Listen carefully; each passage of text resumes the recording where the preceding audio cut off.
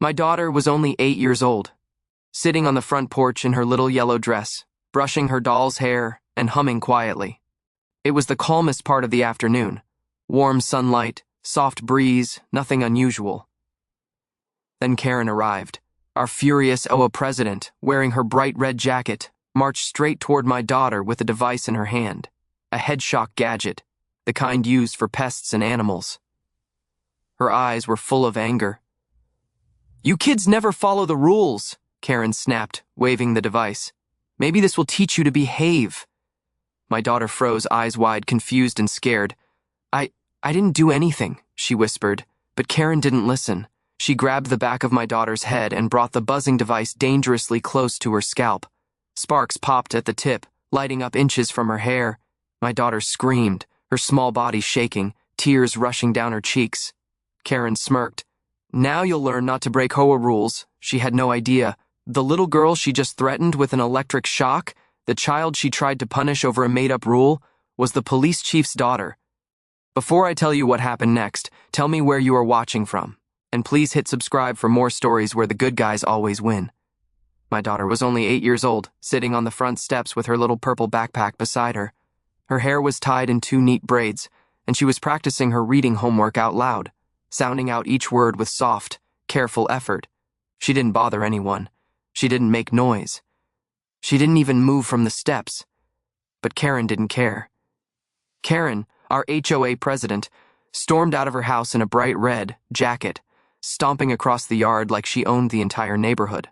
Her eyes locked on my daughter with that angry stare she always used on anyone smaller than her. "What did I tell you about sitting there?" she barked. My daughter looked up nervously. "Sorry, I'm just reading." Karen shook her head fast. "No excuses. You kids ruin the look of the neighborhood. You sit here every day and make the area messy." "My book isn't messy," my daughter whispered. But Karen didn't. Karen never listened. Instead, she reached into her jacket pocket and pulled out a small electric shock device, a head-shocking gadget she used for her HOA safety demonstrations. My daughter's eyes widened instantly. She knew what that device could do. Karen stepped forward, holding it dangerously close to her head. "If you won't listen, then maybe a tiny shock will teach you to follow the rules," Karen snapped. My daughter gasped and scooted back, tears forming in her eyes. "No, please don't. I didn't do anything." But Karen leaned closer, electricity crackling from the metal prongs. "You kids always say that. You think you're special because you're young? You think the rules don't apply to you?" My daughter shook her head quickly, but her voice was barely a whisper. I'm sorry. Please don't." She tried to stand and run, but her legs were shaking too much. She was frozen in place, terrified. The sound of crackling electricity grew louder. My daughter covered her ears, crying harder. Neighbors looked out their windows. One woman shouted, "Karen, stop, she's a child." Another yelled, "What's wrong with you?" But Karen ignored them all. "I warned her," Karen said with pride. "I told everyone, the HOA rules must be followed." My daughter sobbed. "I was just reading. And I'm just enforcing," Karen said coldly. She raised the electric device higher, only inches from my daughter's head now. My daughter screamed. That scream reached me. I was walking toward the front yard, just stepping off the driveway when I saw everything. My little girl trapped against the steps, Karen towering over her with the electric shock device raised and ready. Her braids were shaking from fear, her cheeks streaked with tears. She looked at me like she wasn't sure if she would be okay, and something inside me snapped. "Hey!" I shouted, running full speed toward them.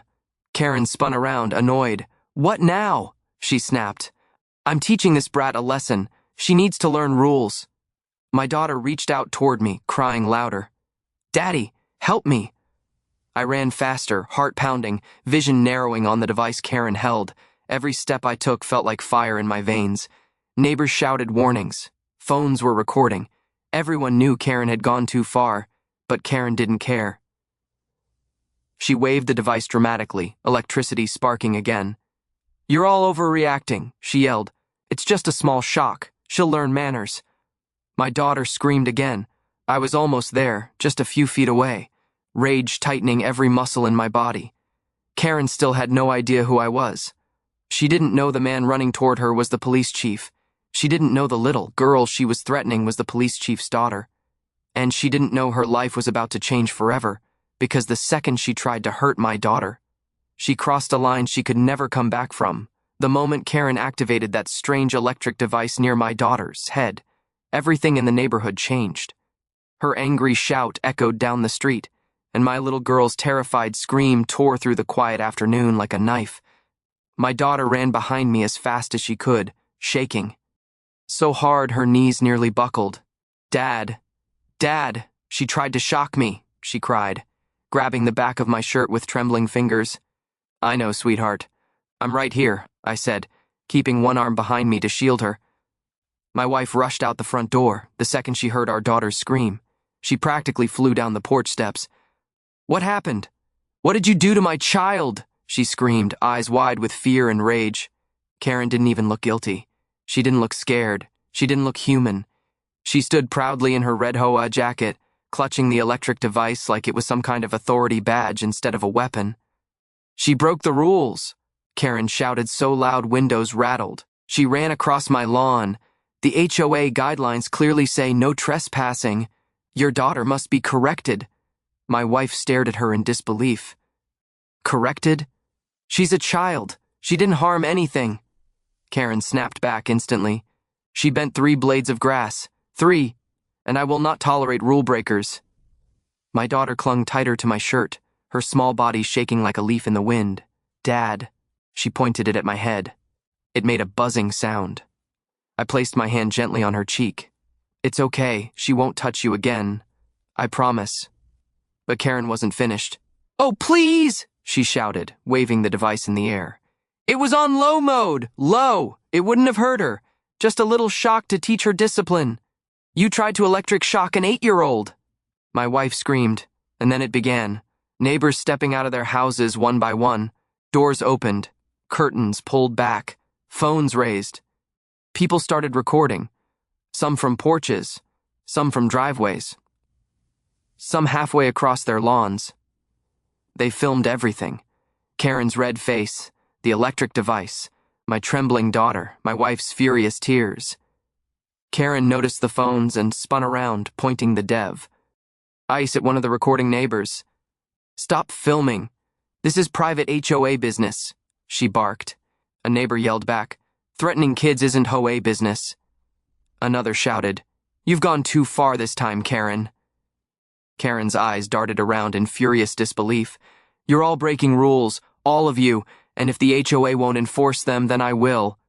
She raised the electric device again, electricity flickering at the tip. My daughter whimpered and hid deeper behind me. "Dad, she's going to shock someone." Her voice broke. "I'm scared." I turned slightly, putting my body between her and Karen. "Enough," I said, my voice low. "Stop pointing that thing at people." Karen laughed.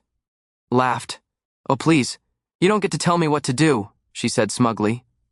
"You're just another parent who thinks their kid is special. But in this neighborhood, my rules matter." My wife marched forward, fury burning in her eyes. "If you raise that device one more time, Karen."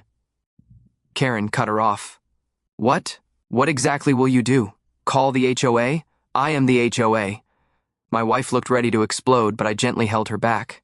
"Not yet," I whispered. More neighbors gathered now. 10, maybe 15, some whispered. She finally snapped. "She's dangerous.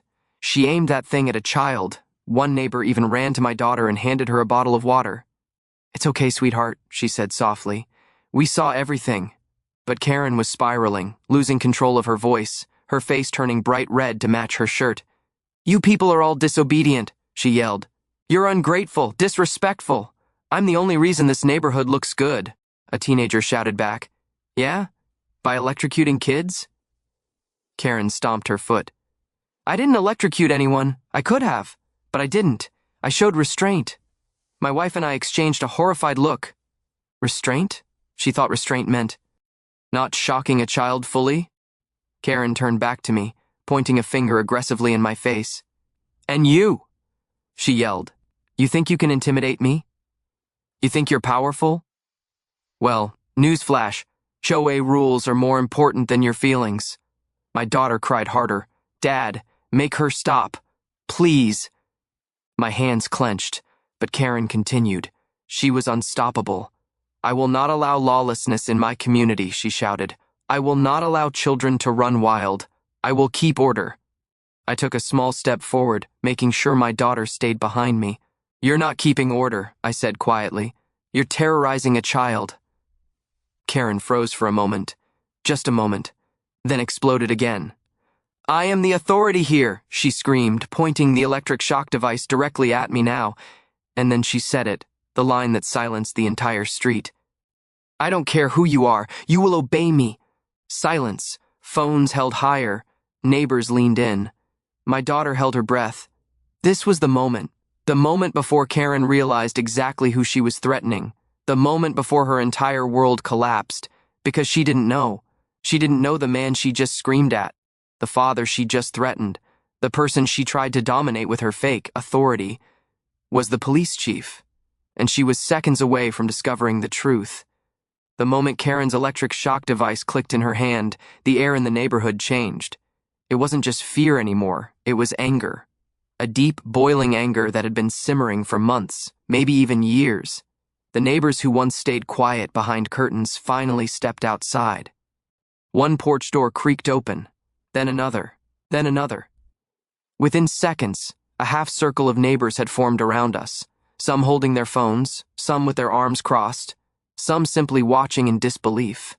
My daughter, trembling, held Tig onto my arm, her small face streaked with tears as she tried to explain what happened. She put it on my head. My daughter sobbed softly. She said it would teach me respect. I didn't do anything. I just touched the flowers. I wasn't breaking anything. Her voice cracked, and she hid her face against my chest. My heart tightened painfully. Every parent knows the sound of a frightened child, and it's a sound you never forget. Mrs. Patel, the sweet elderly neighbor who always brought my daughter homemade cookies, stepped forward with shaking hands. Karen, she said sharply, you shocked a child's head? Are you out of your mind? Karen's expression snapped instantly into defense mode. Her chin lifted, her shoulders squared, her voice grew louder. Oh, please, Karen barked. It was barely a shock. She touched the HOA-protected flower beds. Those flowers cost money. You people never respect rules. A murmur of disbelief rippled through the neighbors. Someone behind her shouted, That is a child, Karen, not a criminal. Another neighbor, a father of 2 young boys, stepped forward. She yelled at my kids last month for drawing with chalk on our own driveway, he said. She told them she'd hose them down to teach them discipline. Someone else added, She fined me because my Halloween decorations were too cheerful. Too cheerful? Who even says that? People started speaking over each other, voices rising, hands gesturing, frustration pouring out like they had been waiting forever for someone else to be brave enough to go first. Karen spun toward them, furious and overwhelmed. Stop lying, she screamed. You're all ganging up on me because you hate rules. You people are the problem. My daughter cried harder at the sound of her voice. I held her tighter, gently rubbing her back. It's okay, I whispered. You're safe. I'm right here. Karen turned back to me, and jabbed a finger in my direction. And your daughter was messing with HOA property. If she can't follow rules, then she needs consequences. The crowd erupted. She's a child. You don't get to decide. Consequences. You're abusing power. You're dangerous. Karen's face darkened with rage. I run this neighborhood, she shouted, her voice cracking slightly. I enforce order because none of you do. Without me, this place would fall apart. No, one woman said firmly. What's falling apart is because of you. Karen flinched.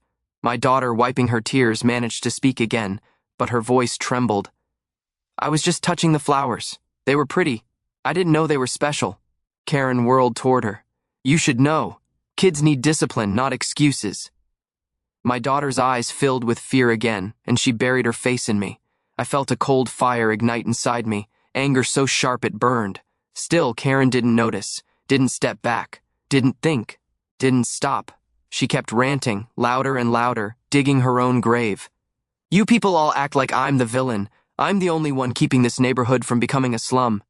If your kids can't handle discipline, that's your failure, not mine, a neighbor finally snapped. You shocked a child's head, he shouted. Are you hearing yourself? Karen dismissed him with a wave. Oh, it was minimal. She'll be fine. Kids are dramatic. Honestly, all of you are dramatic. My wife stepped forward then, voice shaking but strong. You scared her. You hurt her. And you don't even feel sorry, she said. That's not discipline. That's cruelty. Karen scoffed. Oh, please. Maybe if parents actually parented, I wouldn't need to step in. I'm the HOA president. That means something in this community. The neighbors exchanged confused, disgusted looks. That means nothing if you're hurting our kids. So, Mione yelled. Karen's eyes darted from face to face, realizing slowly, painfully, that the authority she clung to so desperately no longer held any weight here. No, Karen whispered. No, you people don't understand. I'm in charge, I know the rules, I make the decisions here. Mrs. Patel stepped forward again, this time with fire in her voice. You're not in charge of children, Karen, and you certainly have no right to harm one. Karen was shaking now, not with guilt, but with growing panic. I wasn't harming her, she yelled. It was just a tiny shock, a lesson. Parents today are too soft. I finally stepped forward, my daughter still holding on to me. Karen, I said quietly, you crossed a line today. Karen hesitated, confusion flickering. You can't talk to me like that, she muttered weakly. I'm the HOA president. The neighbors fell silent, waiting.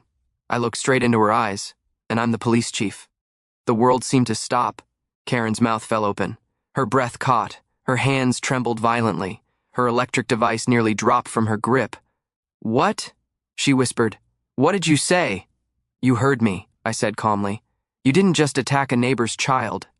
You attacked the daughter of the police chief, and the color drained completely from Karen's face. Karen stood frozen in the middle of our yard, the electric shock device still shaking in her hand.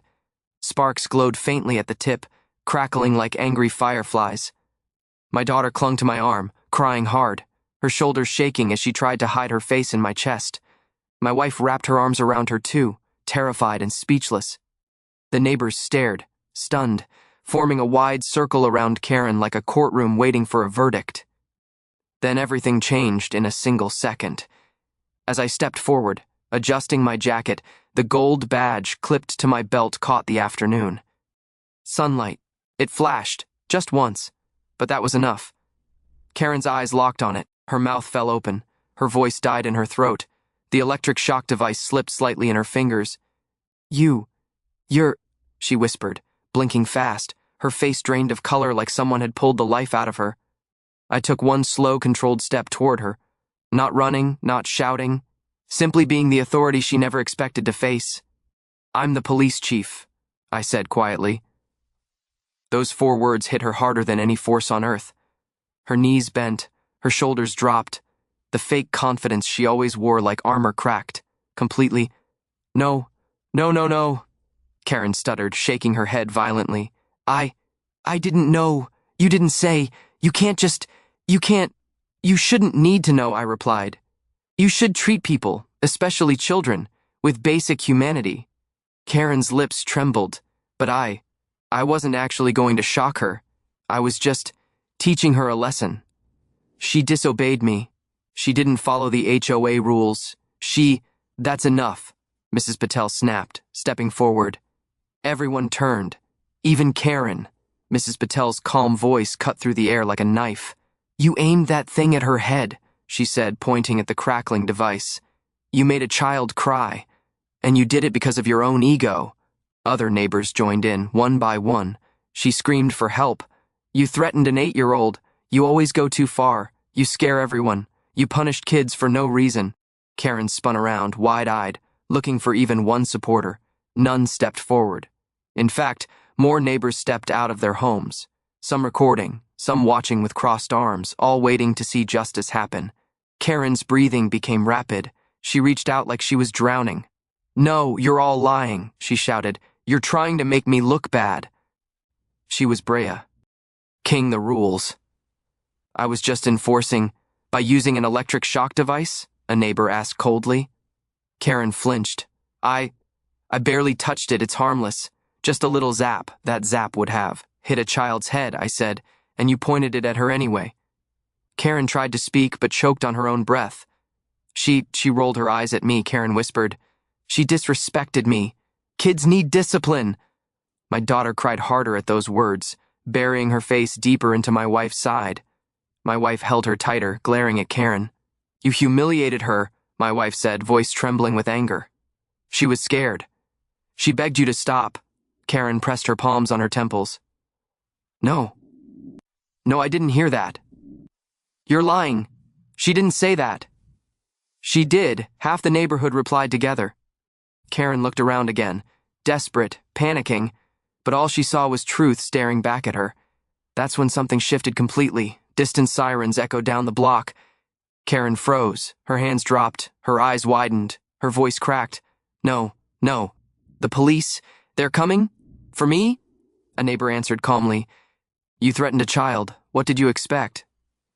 Karen stumbled back like she'd been hit. But I'm the HOA president, she cried. You can't arrest me for doing my job. I keep this place organized. You abused your power, I said. You scared an innocent little girl. Karen pointed at me desperately. You should have told me you were the police chief. I wouldn't have, You shouldn't need to know, I repeated. My daughter shouldn't have to be the child of a police chief, for you to treat her with respect. Karen began to sob, loud, frantic, wild sobs. I didn't think it would go so far. I didn't think anyone would call the police. Neighbors exchanged looks. You aimed a weapon at a child, someone said. It should go far. Karen fell too, her knees dropping the electric shock device. It bounced on the grass, its crackling tip finally going silent. She covered her face with both hands, shaking uncontrollably. I'm sorry, she whispered, but sorry came too late today. The sirens grew louder, closer. Karen looked up at me with desperate eyes. Please, you have to believe me. I didn't want to hurt her. I just wanted her to listen. I stared back at her. No child should ever fear their neighbor, I said. And definitely not because of you. The last thing Karen saw before the patrol cars arrived was my daughter, still crying softly, being held safely in her mother's arms, and me standing between them and her, because Karen had finally learned the truth. She didn't just threaten any girl. She threatened the police chief's daughter, and justice had already begun walking down the street. The sound of sirens grew louder, echoing sharply through the neighborhood. It cut through every argument, every whisper, every breath. For the first time since the chaos began, Karen finally stopped talking. Her mouth fell open, her eyes grew wide with terror. No, they're not here for me, are they? She whispered, her voice cracking like brittle glass. My 8-year-old daughter stood beside me, clutching my hand tightly. She was still crying, soft, shaky sobs from the electric scare Karen had forced on her earlier. She leaned against my side, trembling. I brushed her hair gently and whispered, You're okay. I'm right here. The sirens stopped exactly in front of our house. Doors slammed. Boots hit the ground. 2 officers stepped into our yard, Ramirez and Lee, both seasoned, calm, and serious. But the moment they saw my daughter's frightened face, their expressions hardened. Officer Ramirez surveyed the scene quickly. Karen pacing with frantic eyes, neighbors surrounding the yard, phones record. Ding, my daughter crying, and me standing in the center holding her protectively. Chief Ramirez said, acknowledging me with a small nod. What happened here? Before I could answer, Karen lunged forward, screaming, Nothing! Nothing happened! This is all a misunderstanding! They're exaggerating! I was just enforcing HOA rules! Officer Lee raised a hand. Ma'am, step over here, please. Karen didn't move. In fact, she stepped backward like a cornered animal. I didn't do anything wrong, she shrieked. I was just teaching the girl to listen. Her hair was too long. Her appearance violates community standards. I was helping. My daughter clung to me harder, crying louder. My blood boiled. Officer Ramirez turned to her gently. Sweetheart, did she scare you? My daughter nodded hard, tears streaming. She put the thing on my head. It made sparks. And I thought I was going to get hurt. That was enough. Even without physical injury, her fear was real, and that mattered. Karen spun around. She's lying! She screamed. She's dramatic like her mother. This whole family breaks the rules. I don't deserve to be punished for keeping order. Officer Lee stepped closer, firm now. Ma'am, step aside. We need to speak with you.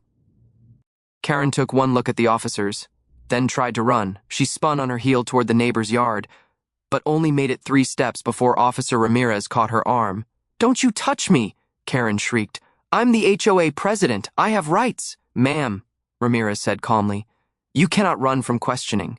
I can do whatever I want," she screamed, voice cracking. Officer Lee guided her toward the porch, separating her from the crowd. Meanwhile, neighbors stepped forward. She shocked the girl. She held the device right against her head. "I have the whole thing recorded." She threatened the kid. She said it was discipline. Phones were held up with video footage already playing. Officer Lee watched the clips, his jaw tightening. Karen saw the videos and panicked, shouting, "No, delete that. You can't record me. You're violating HOA regulations." Officer Ramirez looked at her incredulously. "Ma'am, HOA rules don't override state law." Karen froze again. As the officers reviewed more evidence, Karen's face crumbled. Her eyes darted around wildly. "You're all against me," she whispered. "All of you. You were doing this on purpose. This is a setup." My daughter released another soft sob. I knelt to her level. "You're safe," I whispered. "Nobody will ever hurt you again." She wrapped her arms around my neck and held on. Officer Lee turned toward Karen. "Ma'am, based on witness statements and video evidence, you are being detained for questioning regarding the use of an electrical device on a minor." Karen's mouth fell open. "No." Her voice cracked into a whisper. "No, no, no, that can't be real. I didn't do anything. I was helping. She was messy. She needed a lesson." "That is not your role," Ramirez said sharply, "and it never will be." Karen's legs gave out and she collapsed onto the grass, crying, "You can't arrest me. I'm the OA. I run this place." I stood, holding my daughter's hand. Not anymore. Officer Lee and Ramirez gently but firmly lifted Karen by her arms. Handcuffs clicked. Karen screamed, "No! Please! You're making a mistake! I'm important! I make the rules!" Officer Ramirez opened the patrol car door. "You don't make the rules," he said calmly. "You follow them, like everyone else." Karen was placed inside, still sobbing, still ranting. Neighbors sighed in relief. My daughter squeezed my hand. "Daddy, is she gone?" I brushed her cheek softly.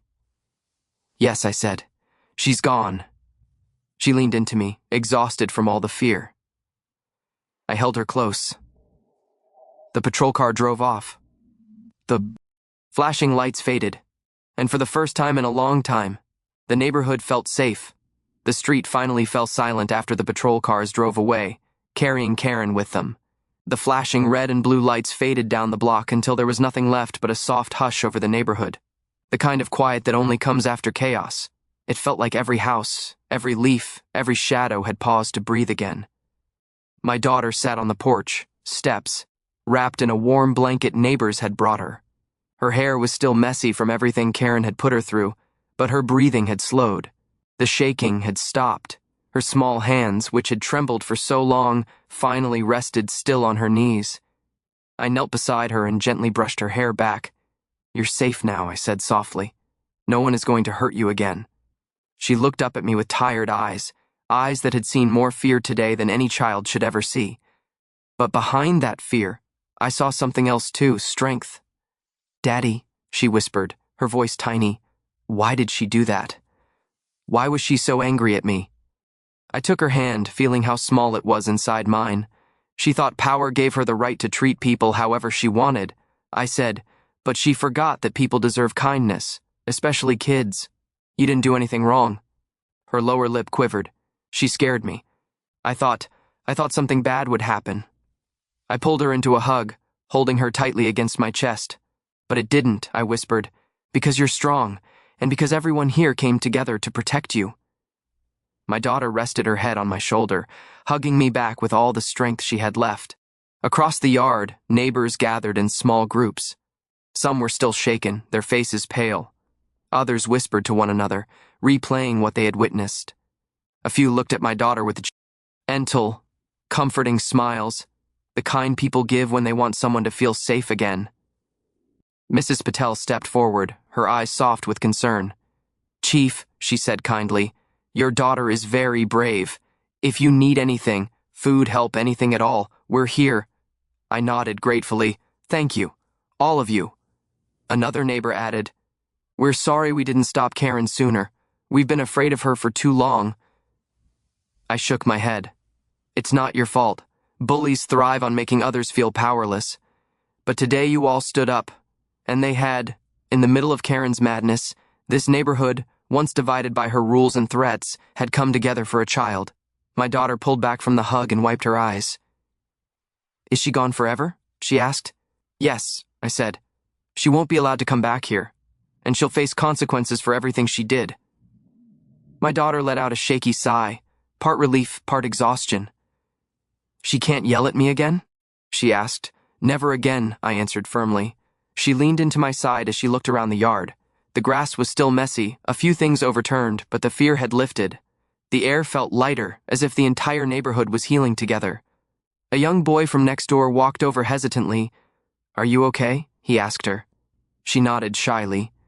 He held out a small flower he had picked from his garden.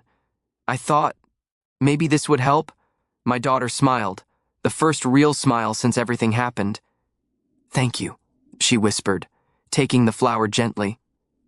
Moments like that reminded me why community mattered.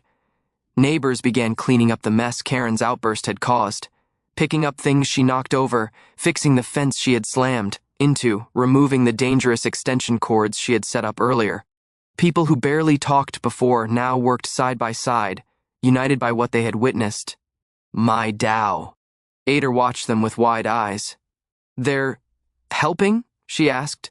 Yes, I said, because today showed them what happens when someone misuses power. No one wants to live like that anymore. She breathed slowly, letting the peaceful scene sink into her heart. After a few minutes, she whispered, Daddy, can we go inside now? Of course, I said gently. I lifted her into my arms. She held on to me tightly, resting her head on my shoulder as I carried her toward the house. Inside, the warm light from the living room wrapped around us like a protective blanket. I set her on the couch and tucked the real blanket around her. She looked up at me with tired eyes. Are you mad at me? She asked suddenly. My heart squeezed. No, I said immediately. I'm proud of you. You didn't do anything wrong. You were brave when someone tried to scare you. She closed her eyes. I'm glad you came, she whispered. I knew you would come. I kissed the top of her head. I always will. She slowly drifted to sleep, her breathing soft and steady. I stood there watching her, my daughter, safe at last, and felt a wave of gratitude stronger than anything else I'd felt all day. Outside, the neighbors continued talking quietly, checking on one another, sharing relief. Karen's grip on the community had been broken. Her cages, her fines, her threats. All of it ended the moment she crossed the final line. And now, the neighborhood felt like a neighborhood again.